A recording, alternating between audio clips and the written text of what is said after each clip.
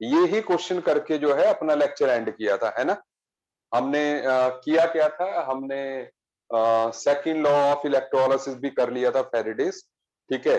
सो हमने जो है उसके बेस पे जो है ये क्वेश्चन किया था, जो कि बोर्ड पे अभी तक जो है लिख रखा है। ठीक है, आगे बढ़ते हैं।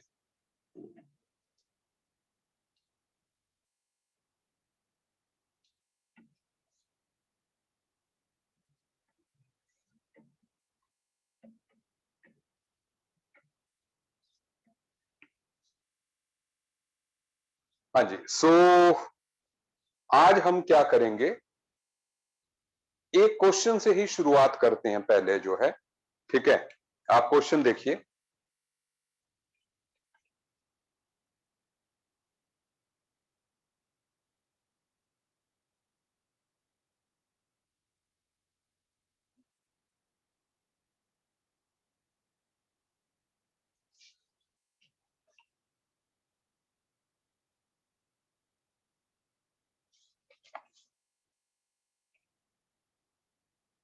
जस्ट एक minute.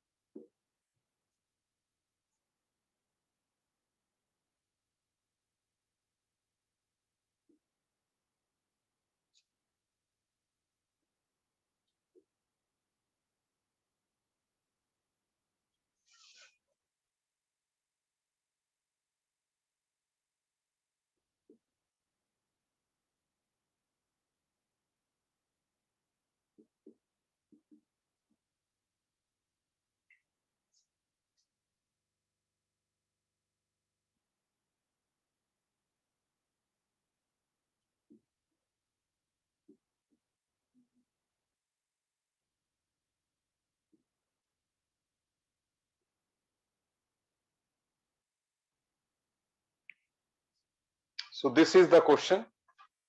Silver is electrodeposited on a vessel of total surface area 800 centimeter square by passing a current of 0.2 amperes for 3 hours.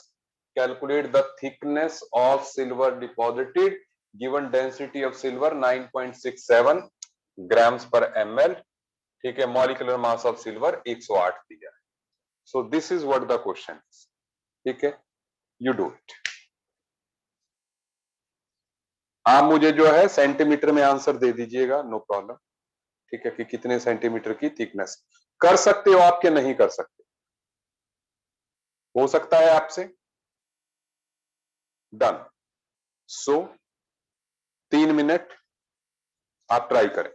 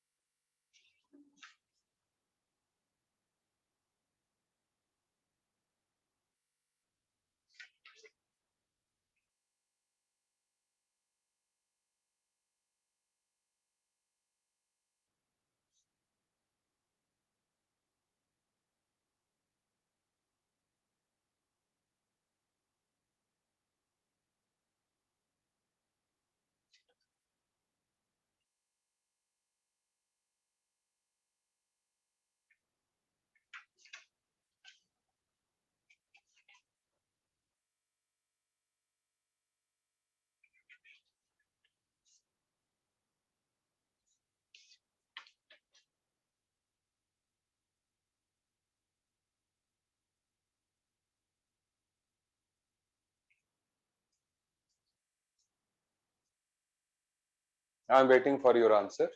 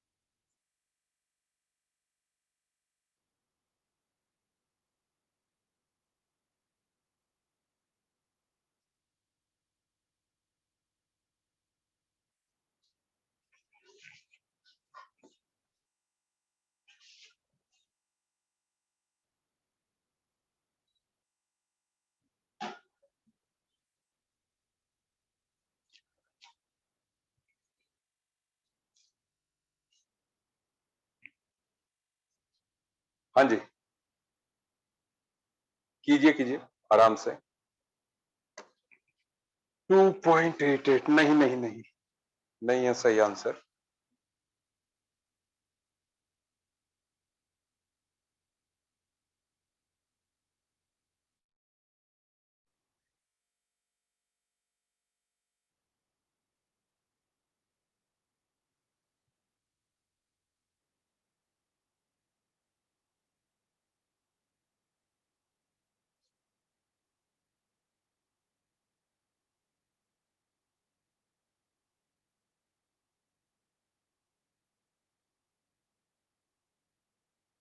दो मिनट दीजिए।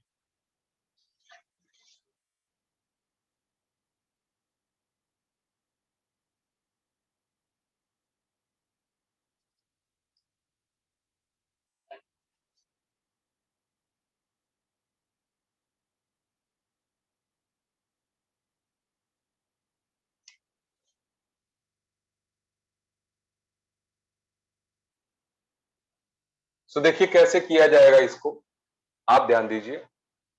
हम जो फॉर्मूला लगाएंगे that is wait of silver is equal weight of silver IT upon 96500। ठीक है। सो सबसे पहले हम वेट निकाल लेते हैं। So equivalent weight of silver, क्योंकि कुछ भी हो, होना क्या है, Ag पॉजिटिव प्लस एक इलेक्ट्रॉन से सिल्वर बना होगा। So equivalent weight molecular atomic weight के बराबर ही होगा 108। एंड देन कितने एम्पियर का करंट है, 0.2 एम्पियर का करंट है। ठीक है। उसके बाद जो है, जो टाइम है वो 3 आवर्स है, तो इसको 3 आवर्स को हमने जो है सेकंड्स में चेंज करना है।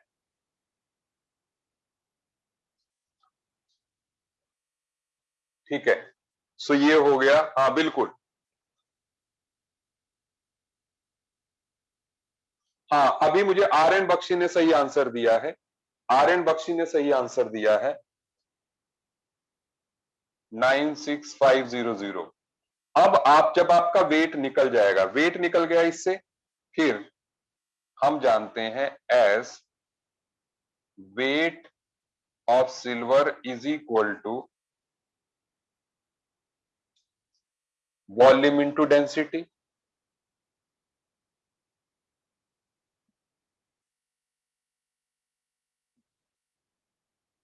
सो वॉल्यूम ऑफ सिल्वर, या सीधे सीधे कि volume of silver deposited is equal to weight of silver upon density of silver. So weight कितना हो गया जी, जो आया है वो। ठीक है। उसके बाद डेंसिटी 9.67 से आप डिवाइड कर देंगे। ठीक है। सो इससे आपके पास वॉल्यूम ऑफ सिल्वर आ जाएगा, और हम जानते हैं as volume is equal to area into thickness. So thickness is equal to volume of Ag upon area. So जो वॉल्यूम ऑफ सिल्वर आया होगा उसको जो है आप एरिया से, जो 800 सेंटीमीटर स्क्वायर है, उससे करेंगे डिवाइड, तो जो है आपके पास थिकनेस आ जाएगी। और इससे जो थिकनेस आएगी लास्ट में, that is 3.125 into 10⁻⁻⁴ centimetre. Is it okay? This is answer now. ये आप स्टेप बीच वाले जो है कर लीजिएगा, आसान है, ठीक है, मियरली सिंपल कैलकुलेशन है। बट आई होप आपसे ये क्वेश्चन हो गया आसानी से, आपको समझ में आ गया कैसे करना था। ठीक है, चलिए अभी आगे बढ़ते हैं।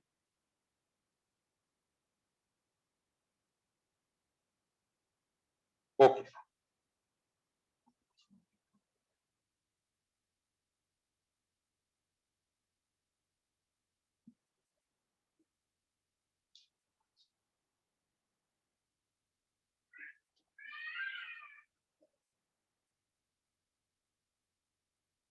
अच्छा एक और क्वेश्चन देखते हैं, सेम पैटर्न पे है, जेई एडवांस में पूछा गया है। ठीक है, जितनी मुझे टर्म्स याद है मैं पूरा सेम लिखने की ट्राई करूंगा। ठीक है, आप देखिए।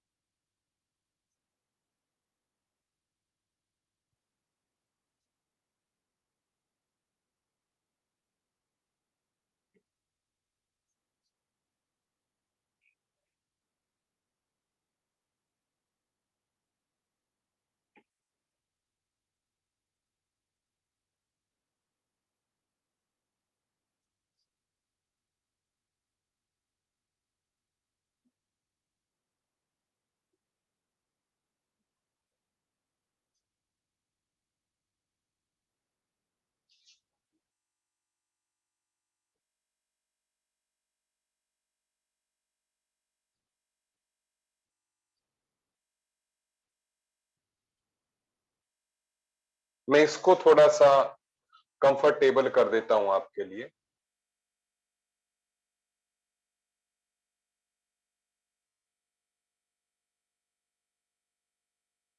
एक मिनट, एक मिनट,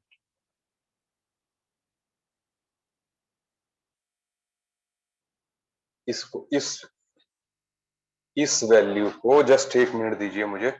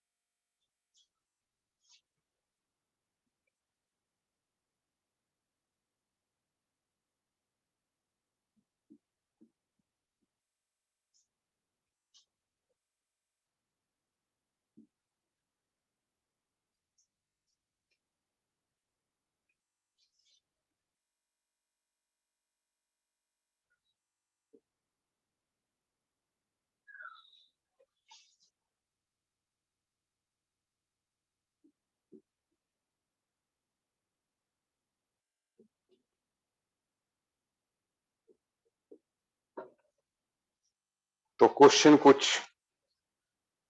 ऐसा ही था, ठीक है। आप देख लें, ये solution containing aqueous copper sulphate was electrolysed until whole of 13.70 gram copper was deposited. The electrolysis was continued for 7 more minutes by passing 4.5 ampere current. What are the volume of gases evolved at electrodes at STP during entire electrolysis? आप question को देखिए एक बार, अगर आप try कर सकते हैं, मैं आपको 5 मिनट दे रहा हूं, ठीक है। सो आप ट्राई कीजिए इसको, and I am waiting for your answers, ठीक है। अटेम्प्ट कीजिए इसको अच्छे से।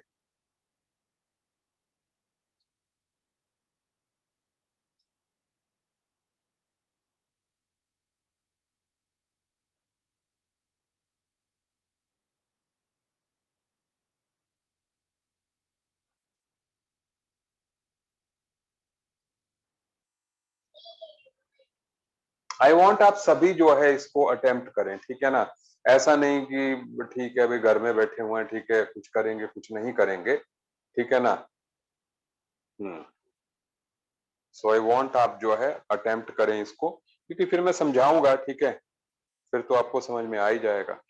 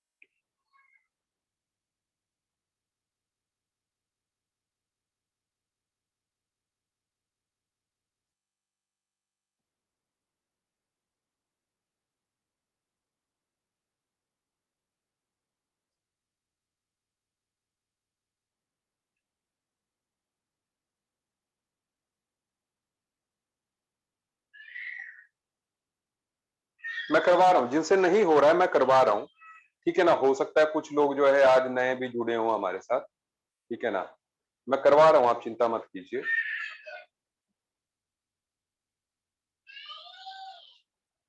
But let some peoples do जो कि कर सकते हैं, ठीक है। जस्ट उनका मैं वेट कर लेते हैं 1 मिनट।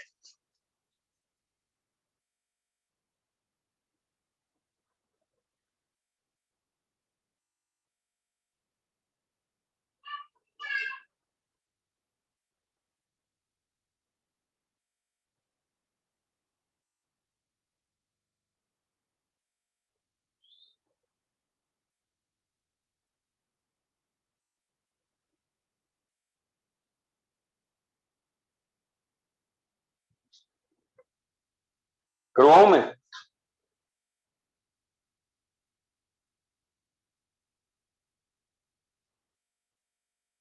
अगर नहीं हो रहा है किसी से, ठीक है, ठीक है। मोक्षय सिंह, ठीक है, R N Bakshi Singh, they are attempting the question. बिल्कुल बिल्कुल, मैं टाइम दे रहा हूँ, बिल्कुल।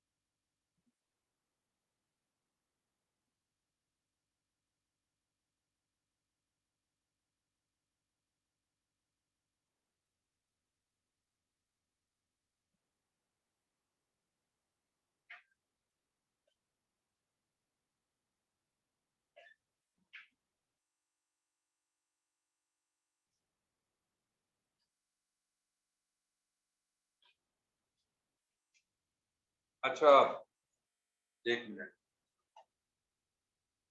चलिए मैं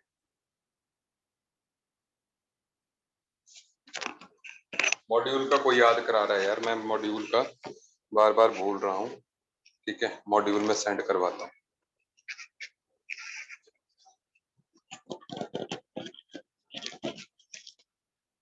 अच्छा, चलिए थोड़ा थोड़ा करना भी स्टार्ट करते हैं इसको, क्योंकि मेरे पास जो है इसका आंसर नहीं है। ठीक है ना, मुझे खुद याद था क्वेश्चन, तो जो है मैंने आपको ये लिखवा दिया। अब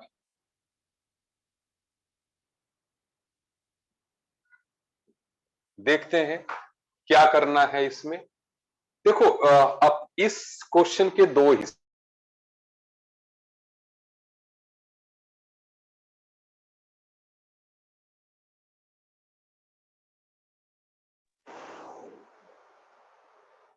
पहले हिस्से में जो है, मैं पॉज हो गया था, कॉल आ गई थी।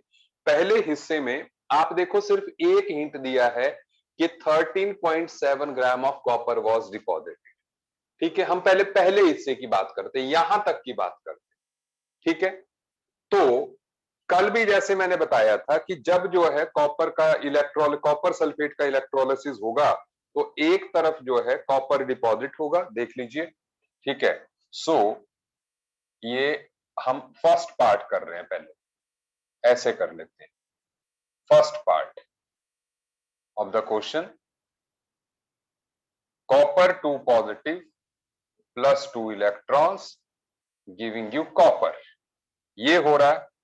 और दूसरा जो सेकंड पार्ट है, सेकंड पार्ट में क्या हो रहा है कि हमने कहा था कि जैसे it is 4OH negative giving you 2H2O and plus O2 plus 4 electrons, ऐसी हमने बात कही थी। ये कल जैसे मैंने क्वेश्चन भी कराया था। ठीक है, ये बिल्कुल वैसा ही है कि भाई इतना कॉपर डिपॉजिट हुआ तो बोलो ऑक्सीजन कितनी इवॉल्व होगी। भाई जब इसका इलेक्ट्रोलिसिस हो रहा होगा कॉपर सल्फेट का, तो एक तरफ कैथोड पे कॉपर डिपॉजिट हुआ, तो एनोड पे ऑक्सीजन भी तो इवॉल्व होगी, तो गैस तो फर्स्ट पार्ट में भी इवॉल्व हुई। सो हमने सबसे पहले तो ये देखना है। देखो, सो दैट मीन्स हम कहेंगे वेट ऑफ कॉपर अपॉन, यहां पर weight, sorry, equivalent weight of copper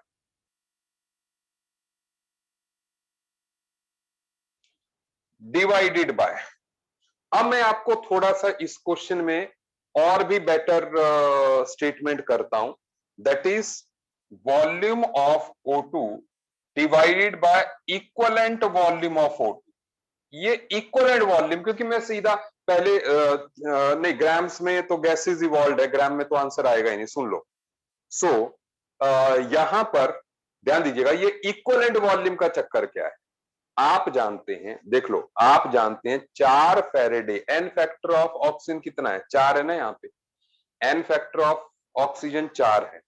that means 1 mole oxygen को प्रोड्यूस करने के लिए 4 फेरेडे की जरूरत होती है। सो दैट मींस 22.4 लीटर के लिए होगी 4 फेरेडे की। तो 1 फेरेडे से कितनी ऑक्सीजन इवॉल्व होगी, 5.6। बिल्कुल सही। तो मोक्षया जी, ये हो गया उसका इक्वलेंट वॉल्यूम। इक्वलेंट वॉल्यूम, जैसे इक्वलेंट वेट होता है वैसे हम इक्वलेंट वॉल्यूम कह रहे हैं कि भाई 1 फेरेडे से कितना ऑक्सीजन एसटीपी पे प्रोड्यूस होती है। क्या आपको मेरी बात समझ में आ रही है? ठीक है, तो हम क्या करेंगे, यहां पर 13.7 divided by 63.5 divided by 2 is equal to volume of O2, equivalent volume of O2 हो जाएगा 5.6 लीटर्स। क्यों? पहले मुझे ये बताइए कि इससे वॉल्यूम ऑफ ऑक्सीजन कितना आ रहा है। सबको ये बात समझ में आई, इक्वलेंट वॉल्यूम का फंडा, क्योंकि volume upon equivalent volume is again number of gram equivalents. जैसे weight upon equivalent weight is number of gram equivalents, वैसे हाँ आर्यन देखो, समझने की बात है, जैसे weight upon equivalent weight is number of gram equivalents, वैसे volume upon equivalent volume is equal to number of gram equivalent. तो हमने कहा कि नंबर ऑफ ग्राम इक्विवेलेंट्स बराबर होने चाहिए, तो मुझे यहाँ पे आंसर मिल रहा है कि 3.36 लीटर जो है ऑक्सीजन इवॉल्व होगी। समझ आ गई बात सबको, इक्विवेलेंट वॉल्यूम का फंडा। ठीक है, मतलब एक मोल प्रोड्यूस, जैसे जैसे हाँ, मैं फिर से कर रहा हूं, जैसे एक मोल ऑक्सीजन को प्रोड्यूस करने के लिए 4 फैरेडे की जरूरत है। दिख रहा है आपको बोर्ड पे 4 फैरेडे। सो एक फैरेडे से कितनी ऑक्सीजन इवॉल्व होगी? 5.6 लीटर्स। एक फैरेडे से जो वेट डिपॉजिट होता है that is called equivalent weight, और जो वॉल्यूम इवॉल्व होगा एसटीपी पे that is called equivalent volume. तो एक फैरेडे से 5.6 लीटर इवॉल्व होगा, बस हमारे पास सीधा वॉल्यूम आ गया। मतलब कल वाले को भी हम ऐसे कर सकते हैं, तो एक ही स्टेप में आंसर आ जाएगा पिछले कल वाला भी। ठीक है, लेकिन पिछले कल वाला मैंने एक तरीके से कराया है, इसको दूसरे तरीके से। चलो, तो एक तो वॉल्यूम ऑक्सीजन का ये आ गया, लेकिन अभी बात खत्म नहीं हुई। अभी बात, अब सेकंड पार्ट है, क्वेश्चन का सेकंड पार्ट है, प्लीज ध्यान दीजिए। इसमें दोनों हिस्से की बात की, दोनों चीजें देखी गई हैं कि क्या आपको आता है कि नहीं। यहां पे लिखा है the electrolysis was continued for 7 more minutes using 4.5 ampere current, what are the volumes of gases evolved electron. Entire electrolysis पे निकालना है। पहले पार्ट में सिर्फ ऑक्सीजन इवॉल्व हुई, कैथोड पे कुछ नहीं, कॉपर डिपॉजिट हुआ है। लेकिन दूसरे पार्ट में सिर्फ पानी बच गया।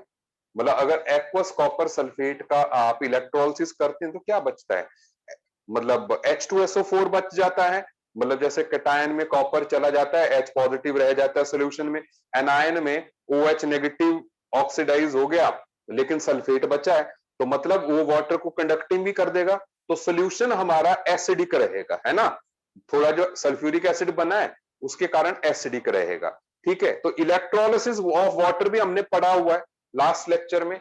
सो होना क्या है सेकंड पार्ट में, देखो, एक तो ये होना है कि 2H positive plus 2 electrons giving you H2, ये होना है। और दूसरा ये होना है, यही reaction 4OH negative giving you 2H2O plus O2 and plus 4 electrons. So again यहां पर बात यही आ जाएगी कि ये रिएक्शंस हैं, ठीक है, ये कैथोड पे हो रही होगी, ये एनोड पे हो रही होगी, इलेक्ट्रोलिसिस ऑफ वाटर है। अब सुने, लेकिन हम पहले देखते हैं भाई चार्ज कितना दिया गया। सो Q कितना है अपने पास? Q इज इक्वल टू, ठीक है, 7 मिनट, तो 7 × 60, चलो भाई करने लगो, इंटू 4.5, इतना आ गया ये कूलम्स में। और फैरेडे में कितना आएगा? मुझे फैरेडे में करके बता दीजिए, मैं और आसान कर दूंगा। 7 × 60 × 4.5 अपॉन 96500, कितने कितने फैरेडे आया है?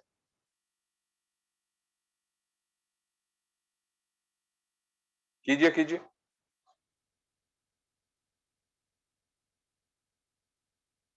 रुद्र बोल रहा है मुझे 0.019, 0.019 इतने फैरेडे आया।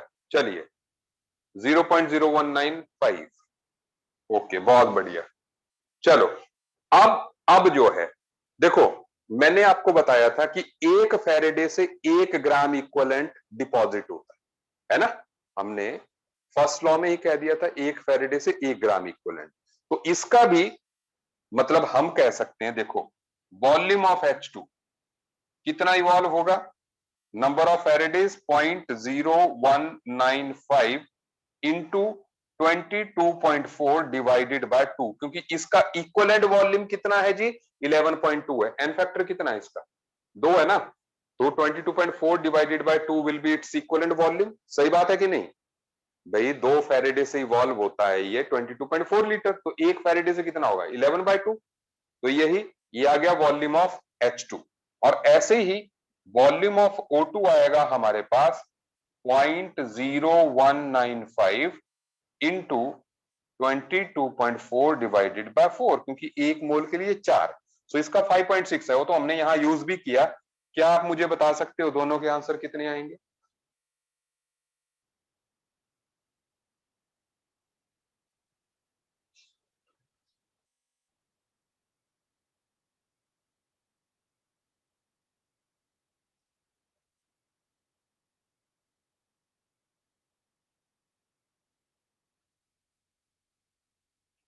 0.218 मोक्ष कह रहा है 0.218।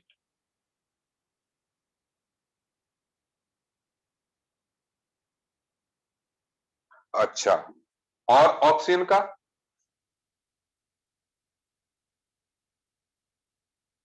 0.109। ठीक है, ओके ओके। अब सुनो, अब सुनो, अब सुनो, ये अब इसमें आप देखो, अब आपसे सवाल ये पूछा हुआ है, बस हो गया क्वेश्चन है। आपसे सवाल पूछा है कि volume of gas is evolve during entire electrolysis. So भाई हाइड्रोजन की तो वॉल्यूम इतनी इवॉल्व हुई, ठीक है, लेकिन जो वॉल्यूम ऑफ O2 होगी पहले इलेक्ट्रोलिसिस से हुई 3.36 litres and plus 0.1092 litres second से हुई, दो बार इवॉल्व हुई ना ऑक्सीजन। जरा करके देखो कितना हो गया है। सो ये हो गया 3.4692 लीटर्स, है ना। सो ये अपने दो आंसर्स आ गए।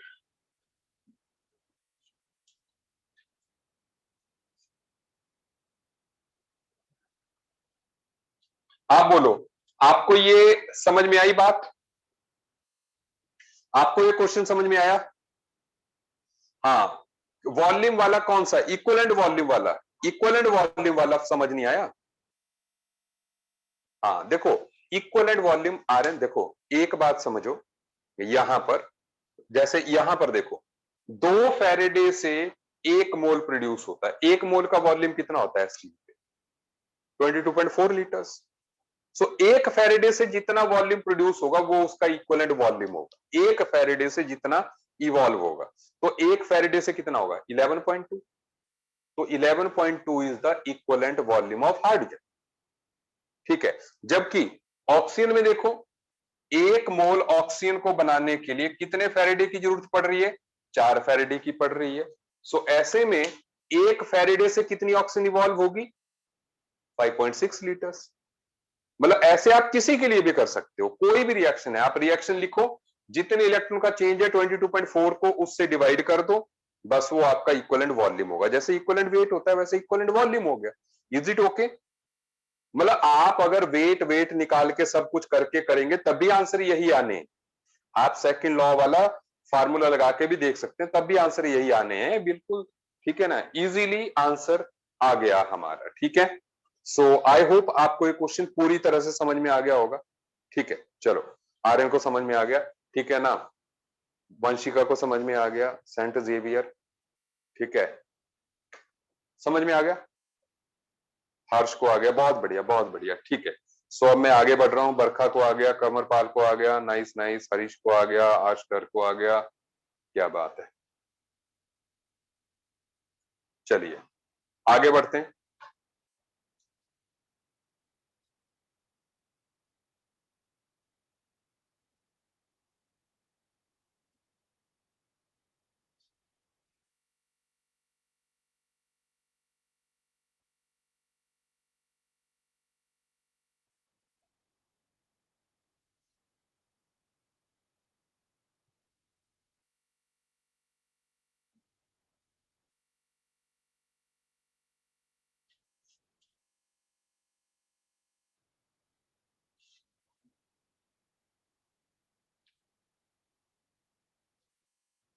अच्छा, अब सुने बात आगे।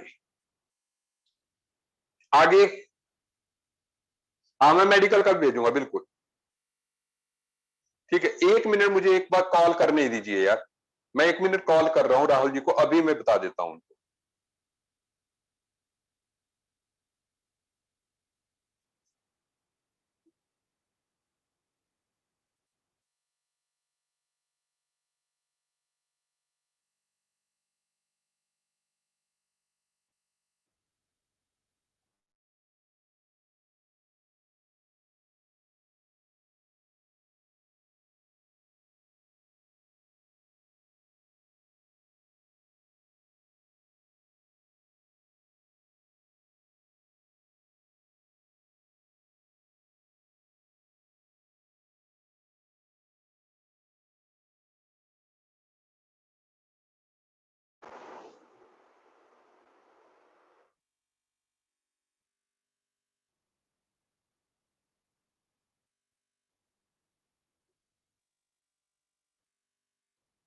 ओके, मैंने राहुल जी को इन्फॉर्म कर दिया, ठीक है ना।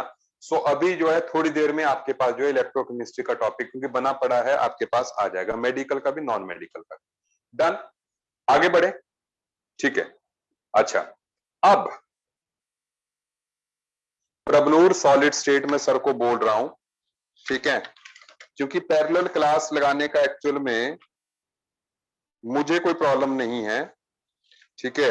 एक्चुअल में चाहता हूं कि या तो फिर, क्योंकि फिर उससे क्या होगा, हमारा डाउट सेशन खराब हो जाएगा यार, क्योंकि जब टॉपिक में चल पड़ेंगे। चलो मैं करवाता हूं, मैं बोलता हूं, आज ही बोलता हूं, ठीक है। अभी सर क्लास में होंगे तो इसलिए अभी नहीं बोल रहा हूं, लेकिन जो है, ठीक है, ठीक है, ठीक है, मैं लगवा दूंगा, ठीक है। कल या परसों से आपकी सॉलिड स्टेट की क्लास लग जाएगी, ठीक है। अच्छा, अब सुने, नेक्स्ट थिंग, नेक्स्ट जो है हम बात कर रहे हैं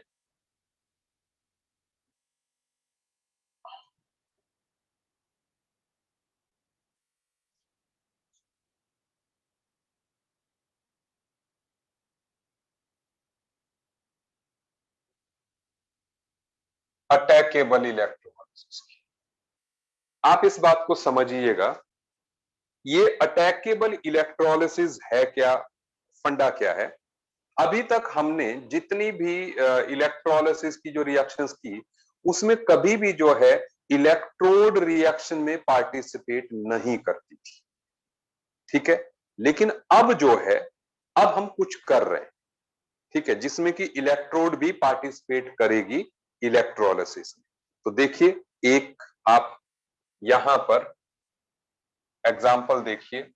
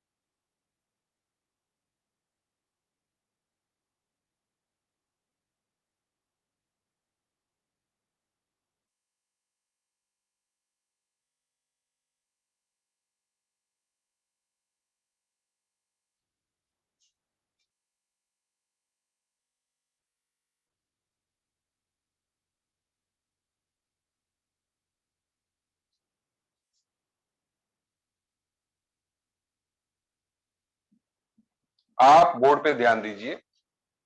ये इंडस्ट्रियली भी काफी जरूरी प्रोसेस है, ठीक है। इलेक्ट्रोप्लेटिंग वगैरह में इस प्रोसेस को यूज किया जाता है। मैंने एक तरफ जो है प्योर कॉपर लिया है जो कि कैथोड है, दूसरी तरफ इम्प्योर कॉपर लिया है जो कि एनोड का काम कर रहा है, और यहां पे सोल्यूशन में एक्वस कॉपर सल्फेट है, ठीक है। मतलब सीधे सीधे जो है कॉपर 2 पॉजिटिव आयंस जो है सोल्यूशन में भी मौजूद है। सुनते जाइए, अब मेरी बात को ध्यान दीजिएगा, ठीक है। अब यहां पर आप एक दो बातें देखिए। देखो, मैंने कहा इम्प्योर कॉपर, इम्प्योर कॉपर में मतलब कॉपर के अलावा भी कुछ है। उन जो चीजें बाकी हैं उनको मैं दो हिस्सों में डिवाइड कर रहा हूं। मतलब दो ही चीजें हो सकती हैं, या तो वो कॉपर से ज्यादा रिएक्टिव है या तो वो कॉपर से कम रिएक्टिव है ना। जैसे मान लो कॉपर इधर है, तो सपोज जैसे जिंक है, मान लो इसको, सो Zn2 positive, sorry zinc metal है, ठीक है, या आयरन है, ठीक है। अच्छा, और कॉपर से नीचे के भी हो सकते हैं, सिल्वर एंड गोल्ड। मतलब मेन तो यहां पर कॉपर ही है, सुन लो आप, लेकिन इंप्योरिटीज जो है कुछ ऐसी भी हो सकती हैं जो कॉपर से ज्यादा रिएक्टिव हो, रिएक्टिविटी सीरीज में कॉपर से ऊपर हो, और दूसरी कॉपर से नीचे वाली भी हो सकती हैं, जैसे सिल्वर एंड गोल्ड। ठीक है, तो मैंने सभी एलिमेंट्स को ऐसे दिखा दिया यहाँ पे कि इसमें ये इंप्योरिटी और भी होगी तो वो भी ऊपर या नीचे कहीं आएगी। ठीक है ना, सारी चीजें इसी के साथ जो है हम रिलेट कर लेंगे। अब सुनो, जब हम इलेक्ट्रोलिसिस करने लगते जब हम इलेक्ट्रोलिसिस करने लगते तो आप जानते हैं कि एनोड पे ऑक्सीडेशन होनी चाहिए। सही बात है, एनोड पे ऑक्सीडेशन होनी चाहिए। और अगर आपको पिछली बार का याद है तो एनोड पे क्या होना चाहिए था? एनोड पे जो है मतलब ऑक्सीजन रिलीज होनी चाहिए थी, 4OH negative giving you H2O plus O2 plus 4 electrons, ये रिएक्शन होनी चाहिए थी। लेकिन अब क्या है, वो स्थिति तब थी जब जो है यहां पे रिएक्टिव मेटल्स नहीं थे। जब यहां पर रिएक्टिव मेटल्स नहीं थे, ये इलेक्ट्रोड जो थी जो प्लेटिनम की थी, लेकिन अब तो हमारी इलेक्ट्रोड मेनली कॉपर की है। तो ऐसे में जो रिएक्शन एट एनोड होती है, सुनते जाइए, एट एनोड जो रिएक्शन होती है, मतलब यहां पर जो आयरन है, आयरन Fe से Fe2 पॉजिटिव में चला जाता है। ठीक है, ये सोल्यूशन में Fe2 पॉजिटिव की फॉर्म में पहुंच गया। उसके बाद जो जिंक है वो Zn2 पॉजिटिव की फॉर्म में जो है सोल्यूशन में आ गया, और जो कॉपर है वो कॉपर 2 पॉजिटिव की फॉर्म में सोल्यूशन में आ गया ऑक्सीडाइज होने के लिए। ठीक है, ये ऑक्सीडाइज होने की टेंडेंसी की बात हम कर, ठीक है। सो कॉपर गेट्स ऑक्सीडाइज्ड, मतलब ये मैंने ऊपर इसलिए लिखी कि भाई अगर इसमें थोड़ा बहुत जिंक आयरन है तो पहले वो ऑक्सीडाइज होंगे, है ना भाई, उनकी टेंडेंसी तो कॉपर से भी ज्यादा। लेकिन मेन हमने जो ऊपर वोल्टेज सेट कर रखी है, सुन लीजिएगा ध्यान से, ध्यान से सुनो सुनो, आप सोल्यूशन की तरफ ध्यान ही मत दो, आप सोल्यूशन की तरफ ध्यान ही मत दो, आप पहले यहां वोल्टेज पे ध्यान दीजिए, सुन लीजिए जो मैं कह रहा हूं उसको सुनिए। हमने वोल्टेज ऐसे सेट की है कि हमारा कॉपर जो है ऑक्सीडाइज हो जाए, हमने वोल्टेज ऐसे सेट की है जिससे कि कॉपर जो है ऑक्सीडाइज हो जाए। ठीक है, जैसे कि मान लो कॉपर को ऑक्सीडाइज करने के लिए 0.34 वोल्ट की जरूरत है, ठीक है ना, ऐसे सेट की है कि कॉपर ऑक्सीडाइज हो जाए। तो कॉपर से कम ही वोल्टेज चाहिए होगी जिंक और आयरन को ऑक्सीडाइज होने के लिए, क्योंकि उनकी ऑक्सीडाइजिंग टेंडेंसी तो बेटर ही है कॉपर से। ठीक है, तो इसलिए वो भी साथ में ऑक्सीडाइज हो जाएंगे। लेकिन हमने इतनी वोल्टेज नहीं दी कि सिल्वर और गोल्ड भी ऑक्सीडाइज हो सके। मतलब इस रिएक्शन के दौरान Ag की कोई रिएक्शन नहीं होगी और गोल्ड की कोई रिएक्शन नहीं होगी, क्योंकि हमने वोल्टेज ही सेट कर रखी है ना। मान लो इसके लिए सपोज 3 वोल्ट चाहिए, हाँ कोई रिएक्शन नहीं होगी, इसके लिए 3 वोल्ट चाहिए, इसके लिए 2 चाहिए, इसके लिए 1 चाहिए, और इसके लिए 4 चाहिए, इसके लिए 5 चाहिए। तो हमने 3 वोल्ट जब सेट, हाँ बिल्कुल, हाँ, तो अगर सिल्वर को 4 वोल्ट चाहिए, हमने 3 ही सेट कर रखी है, तो कॉपर से नीचे वाले ही ऑक्सीडाइज होंगे। ठीक है, मैं एनोड की बात कर रहा हूं, मैंने कहा कि एनोड पे कॉपर जो है वो ऑक्सीडाइज होगा, उससे पहले जिंक एंड आयरन भी हो जाएंगे, क्योंकि उनकी ऑक्सीडाइज करने की टेंडेंसी जो है वो ज्यादा है। ठीक है, 1 मिनट, हाँ। सो बिल्कुल सही, आप लोग समझ रहे हैं मेरी बात को, ठीक है ना, काफी लोग समझ गए, वो कह रहे हैं समझ गए, ठीक है ना। अच्छा, हाँ, सबसे पहले जैसे जिंक फिर आयरन, ऐसे जो है ना जिसका, ठीक है, जो ज्यादा रिएक्टिव है। ठीक है, तो अब ये नहीं होंगे, तो ये नहीं होंगे, इनका क्या होगा, ये सीधे सीधे नीचे चले जाएंगे, सीधे सीधे नीचे चले जाएंगे, और यहां पर ये डिपॉजिट हो जाएंगे। इसको बोलते हैं हम, यहां पर मतलब सिल्वर और गोल्ड जो है आपको यहां पर मिलेंगे, इसको बोलते हैं हम anode mud, anode mud. Anode पे के नीचे जो है पाउडर की फॉर्म में ये डिपॉजिट होते जाएंगे। ठीक है, हाँ, एनोड डस्ट, एनोड मड, ठीक है। अच्छा सुन ले आप, एंड देन एट कैथोड क्या होता है, सुन लो। अब देखो कैथोड पर क्या होता है, आप जानते हैं सोल्यूशन में कौन कौन से आयंस आ गए, Fe2 पॉजिटिव आ गया, Zn2 पॉजिटिव आ गया, ठीक है। लेकिन अब सुनो, अब ऑक्सीडेशन का हो गया, एनोड का हो गया, एनोड का आपको समझ में आ गया, अब कैथोड को समझो। अगर आप जो हमने इलेक्ट्रोलिसिस ऑफ कॉपर सल्फेट भी किया था, जो इलेक्ट्रोलिसिस ऑफ कॉपर सल्फेट भी किया था इससे पहले पिछले कल वाले लेक्चर में, उसमें भी कैथोड पे रिएक्शन क्या हो रही थी, Cu2 positive plus 2 electrons giving you copper, cathode पे क्योंकि रिडक्शन होनी है। और रिडक्शन जहां तक होने की बात है, आप जो है प्रेफरेंशियल डिस्चार्ज थ्योरी वाला ऑर्डर याद रखिए, क्योंकि यहां पर जो आयंस होंगे ना, एक H पॉजिटिव होगा साथ में, बाकी तो यही है। तो सबसे पहले जिसकी रिडक्शन होनी है वो इसकी होगी, कॉपर की ही होगी। कॉपर का जो डिस्चार्ज पोटेंशियल है वो सबसे कम है, मतलब एट कैथोड जो है copper 2 positive plus 2 electrons giving you copper होगा। सही बात है। तो इसका मतलब ये जो तरीका है, क्या आपको मेरी बात समझ में आ गई, पहले इतनी बात समझ में आ गई। कैथोड में तो मामला सिंपल ही है ना, मैंने कहा भी डिस्चार्ज पोटेंशियल का हमने ऑर्डर लिखा हुआ है, ठीक है, हाँ बिल्कुल ठीक है, आकर्षित को समझ में आ गई, बहुत बढ़िया। तो इसमें तो हमने, इसमें कॉपर जाएगा तो दैट मींस यहां पे प्योर कॉपर डिपॉजिट होता जाएगा इधर, मतलब सोल्यूशन में ये इस रॉड पे कुछ भी हो इंप्योरिटीज, अगर ज्यादा रिएक्टिव है तो सोल्यूशन में ही रहेंगी, क्योंकि ये रिड्यूस नहीं कर सकते, ये नहीं रिड्यूस कर सकते जब तक कॉपर मौजूद है। तो मतलब हो क्या रहा है यहां पर कि कॉपर यहां से यहां आ रहा है और इधर से इधर डिपॉजिट हो रहा है। Is it okay? सो लगातार जो है आपको जो है यहां पर प्योर कॉपर जो है डिपॉजिट करता हुआ मिल जाएगा। सो पहला यूज तो इसका हो गया मेटलर्जी में। जो प्योरिफिकेशन ऑफ मेटल होता है उसका लास्ट स्टेप जो है इलेक्ट्रोलिसिस ही होता है। इलेक्ट्रोलिसिस में इम्प्योर रॉड को जो है प्योर में तब्दील कर दिया जाता है, क्योंकि इधर जो है 99.99% प्योर जो है कॉपर डिपॉजिट होता जाता है। पहला पॉइंट तो ये हो, ठीक है। मैं बता रहा हूं, एनोड वाला फिर से बताऊंगा मैं, ठीक है, हाँ। तो अब इसके बाद दूसरा पॉइंट क्या है, इसको इलेक्ट्रोप्लेटिंग में भी यूज करते हैं। इलेक्ट्रोप्लेटिंग में कैसे यूज करते हैं भाई, जैसे मान लो आप यहां पे कोई स्टैच्यू रख दो, कोई भी चीज रख दो, चम्मच रख दो यहां पे, तो कॉपर जो है यहां पे डिपॉजिट करता जाएगा, तो पूरा चम्मच जो है इवनली कोट हो जाएगा उससे, ठीक है।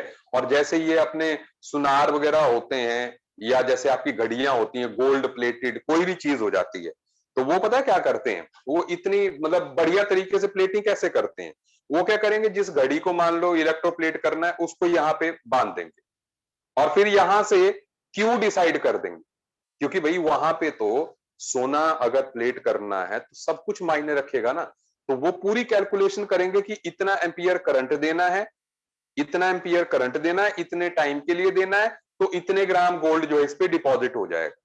सो बिल्कुल सेट रखते हैं, यहीं से सेट कर देते हैं बैटरी से क्यू को, और जो है वेट ऑफ सब्सटेंस डिपॉजिटेड जो है, तो मतलब फिर यहाँ पे गोल्ड की इलेक्ट्रोड ले लेंगे, और जो है गोल्ड यहां से यहां डिपॉजिट होता जाएगा वॉच के ऊपर, ठीक है ना।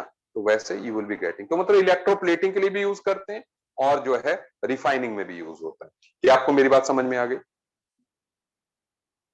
चलो, समझ में आ गया, ठीक है। ऑक्सीडेशन, इस एनोड वाला जो है, कई लोग मेरे को किसी ने कहा, ठीक है ना, काफी लोगों को समझ में आ गई, ठीक है ना। अगर समझ आ गई हो तो बता दो यार, फिर मैं आगे बढ़ता हूं। किसने मेरे को बोला था फिर से बताने के लिए? चलो समझ आ गई, ठीक है ना, समझ आ गया, सबको समझ में आ गया, ठीक है ठीक है ठीक है, क्लियर क्लियर, डन डन। चलिए, सो आगे बढ़ते हैं, हम आगे बढ़ते हैं, अब मैं आपके रिव्यूज नहीं देख रहा हूं, ठीक है ना। अच्छा सुनो, तो अब इसके बाद, सो ये तो हो गई अपने इलेक्ट्रोलिसिस की बात जो है, ठीक है ना। अच्छा, अब यहां पर मुझे आपको और क्या करवाना है, चलो एक और चीज को डिस्कस कर लेते हैं, by the meantime,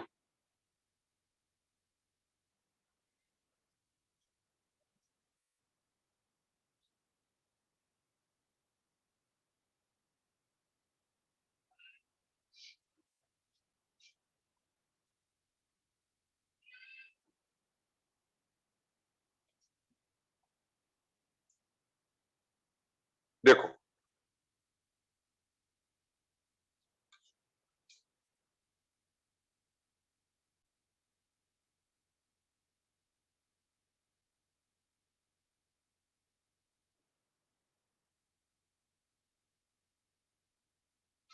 types of cells, cells को हम दो पार्ट्स में कैटेगराइज कर सकते हैं जी।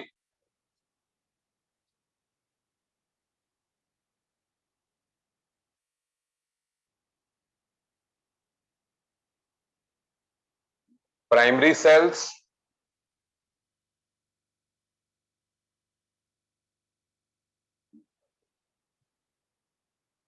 सेकेंडरी सेल्स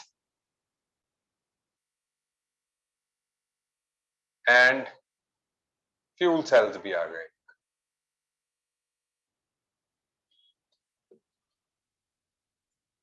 ठीक है, जो अपने प्राइमरी सेल्स होते हैं, प्राइमरी सेल्स वो होते हैं जैसे कि आपके रिमोट में सेल डलते हैं।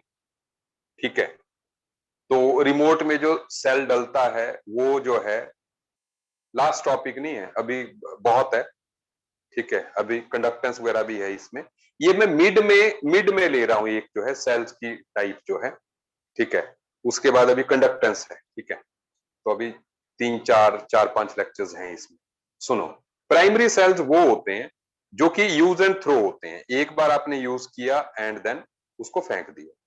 ठीक है, सेकेंडरी सेल्स वो होते हैं जो कि रिचार्जेबल होते हैं। Is it okay? Secondary cells वो होते हैं रिचार्जेबल जो होते हैं। अब रिचार्जेबल सेल्स कई तो टीवी के रिमोट वाले भी रिचार्जेबल आ जाते हैं। ठीक है, ऐसे हाँ फोन की बैटरी। ठीक है ना, तो इस तरीके के सेकेंडरी सेल्स आ गए। ठीक है, फ्यूल सेल्स थर्ड कैटेगरी है। अच्छा, रिचार्जेबल सेल्स में वो भी आ जाता है आपके जो इन्वर्टर वाली बैटरी। ठीक है, इन्वर्टर वाली बैटरी है वो भी रिचार्जेबल सेल है। ठीक है, अच्छा, और third fuel cells. Fuel cells में क्या होता है कि लगातार आपको कंटिन्यूअस सप्लाई ऑफ फ्यूल चाहिए, कि लगातार जो है उसको देते जाओ, जैसे जनरेटर वगैरह हो गए।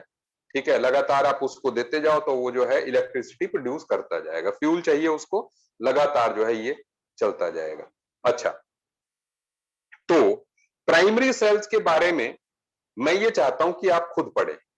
ठीक है, एनसीईआरटी में डायग्राम दी है, अगर नहीं तो ठीक है मैं अगली क्लास में उसको भी डिस्कस कर लूंगा। ठीक है ना, लेकिन सबसे जरूरी जो मुझे लगता है अभी जो है, क्योंकि 9-10 में पढ़ा है। ठीक है, हाँ हाँ, डायनेमो जो है, डायनेमो एक कन्वर्जन है, मतलब हाँ आप, वो कन्वर्टर हो गया जो है। ठीक है, उसको फ्यूल सेल नहीं कहेंगे हम, वो एनर्जी को कन्वर्ट करने का तरीका हो गया। ठीक है, अच्छा, अब सेकेंडरी सेल की बात करते हैं, घर की बैटरी की बात करते हैं बेसिकली। ठीक है ना, तो इसको हम डील करते हैं। सो हम जो बात करने जा रहे हैं, we are going to talk about lead storage battery.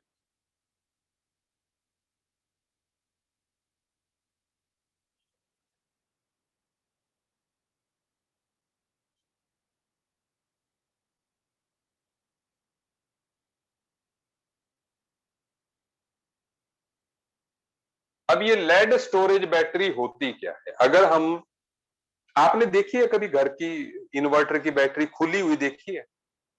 ठीक है, उसमें चैम्बर्स होते हैं। ठीक है, जनरली 6 चैम्बर्स होते हैं। ठीक है,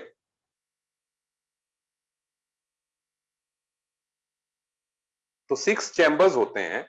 मैं ऐसे एक दो ही चैम्बर्स बनाऊंगा। ठीक है,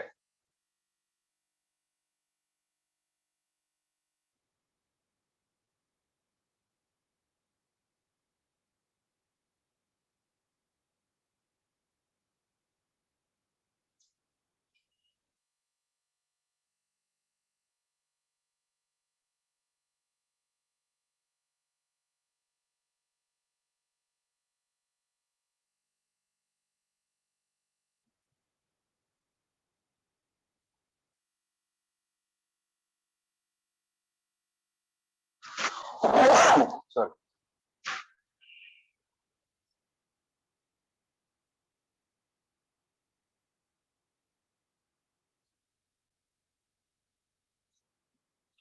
सो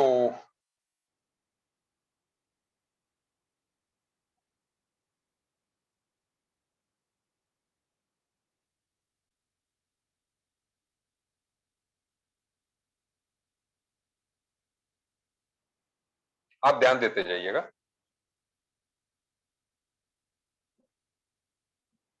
देखो, इसमें जैसे एक लेड की बनी हुई है इलेक्ट्रोड, दूसरी है जी PbO2, फिर again lead and then lead dioxide. इस तरीके से ये सेट है, मैं 2 दिखा रहा हूं, वहां पे 6 सेट ऐसे होते हैं। ठीक है, तो ये जो लेड स्टोरेज बैटरी होती है, इसमें यहां पर होता है कंसंट्रेटेड H2SO4।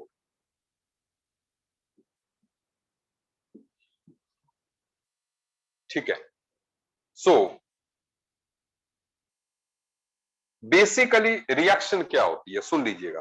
देखो, रिएक्शन के 2 हिस्से, 2 हिस्से क्या हैं कि जब पहला तो है जब ये इलेक्ट्रोकेमिकल सेल की तरह काम करती है। मेरी बात को समझ लीजिएगा। देखो, इसमें 2 हिस्से क्या हो गए कि एक तो है जब इन्वर्टर आपके घर को बिजली दे रहा है, जब वो बिजली दे रहा है तब वो इलेक्ट्रोकेमिकल सेल का काम कर रहा है, क्योंकि उसके अंदर केमिकल रिएक्शन हो रही है और उससे आपके घर की बिजली जो है प्रोड्यूस हो रही है। सही बात है। लेकिन दूसरा हिस्सा क्या है, दूसरे हिस्से की बात थोड़ी देर बाद करते हैं, पहले डिस्चार्जिंग के टाइम की बात कर लेते हैं।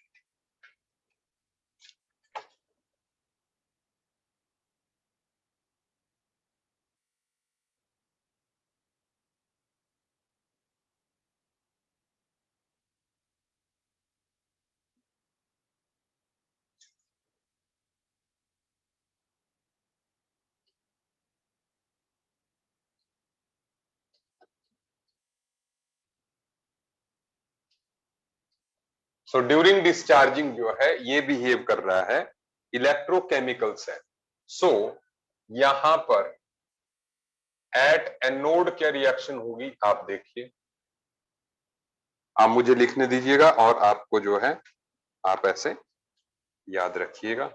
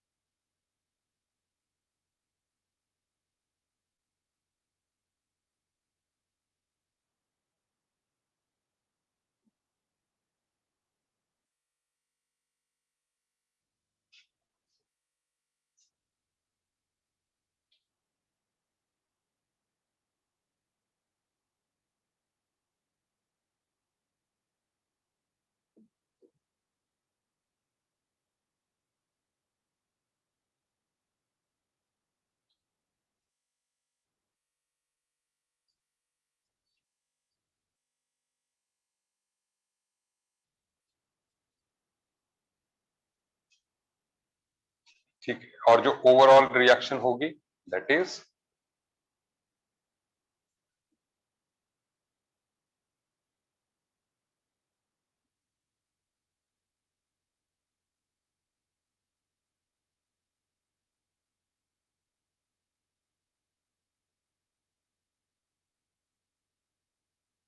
1 मिनट।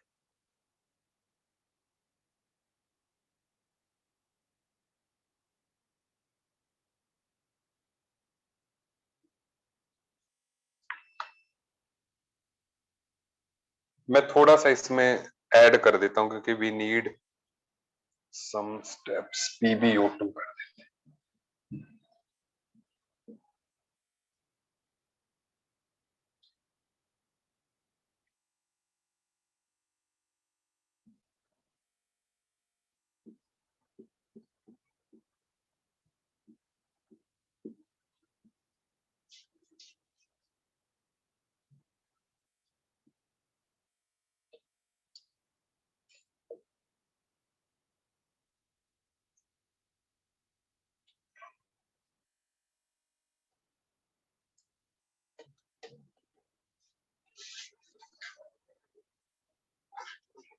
ठीक है, सुनते जाइए आप। सो यहां पर आप अब देखिए, हाँ मैं बता रहा हूं सारा, जस्ट एक मिनट। चलिए, सो इधर ये वाला जो है, ये वाला एनोड होगा इस टाइम पर ये लेड वाला एनोड होगा। ठीक है, तो ये इस टाइम पे नेगेटिव टर्मिनल है। ठीक है, और ये वाला जो है कैथोड होगा। Is it okay? एक minute,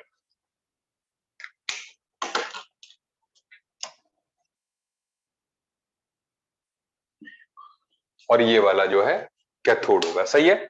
so negative and anode यहां पर नेगेटिव, और ये कैथोड पॉजिटिव। ठीक है। सो आप देख रहे हो कह रही है नेट रिएक्शन कि लेड से लेड 2 पॉजिटिव बन रहा है, लेड से भी लेड सल्फेट बन रहा है। फाइनली लेड से लेड जीरो ऑक्सीडेशन स्टेट में है, +2 में गया, और लेड PbO2 +4 में है तो 2 में गया। तो इसकी रिडक्शन हो रही है, इसकी ऑक्सीडेशन हो रही है। प्रोडक्ट दोनों का लेड सल्फेट ही बन रहा है। ठीक है।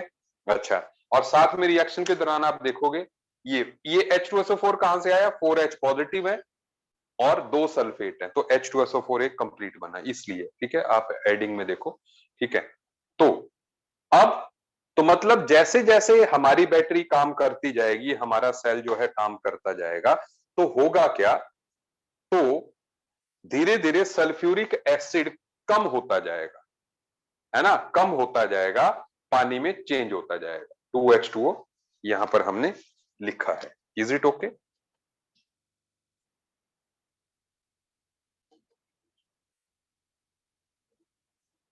सो दिस इज, ठीक है।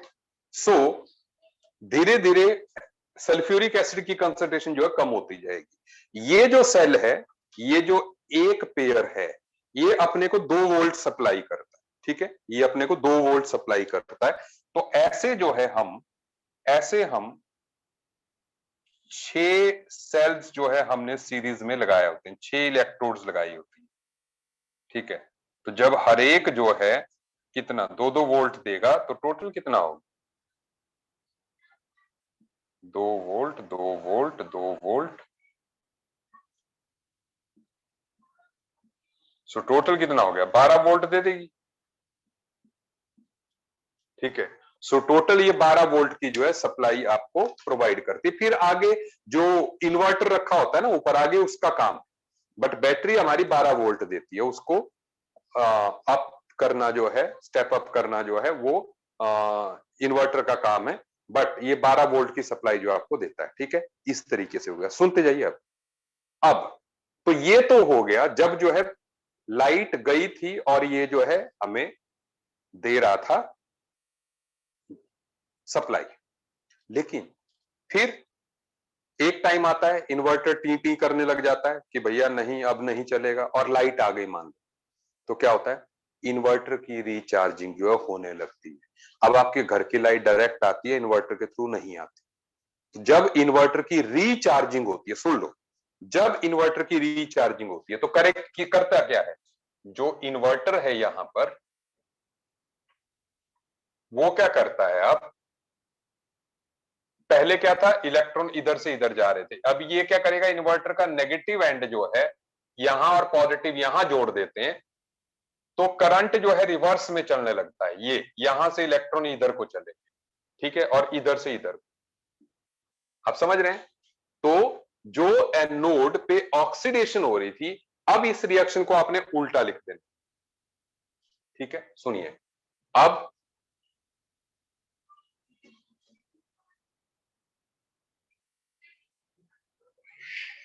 ड्यूरिंग रीचार्जिंग ये बिहेव करेगा as electrolytic cell, electrolytic cell की तरह काम करेगा। सो जो एनोड है इस टाइम पे वो कैथोड बन जाएगी। आप मेरे लिए प्लीज आप ऐसे कर लीजिएगा कि इसको उल्टा कर लो, इसको उल्टा लिख लो और उसको लिख लो एट कैथोड।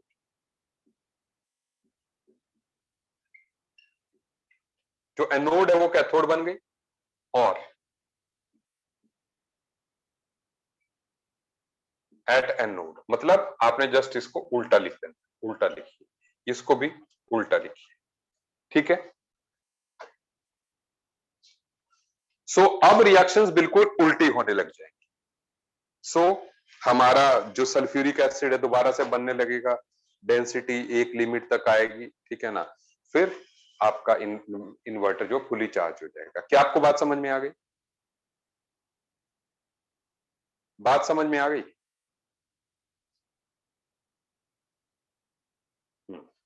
चलो नोट कीजिए।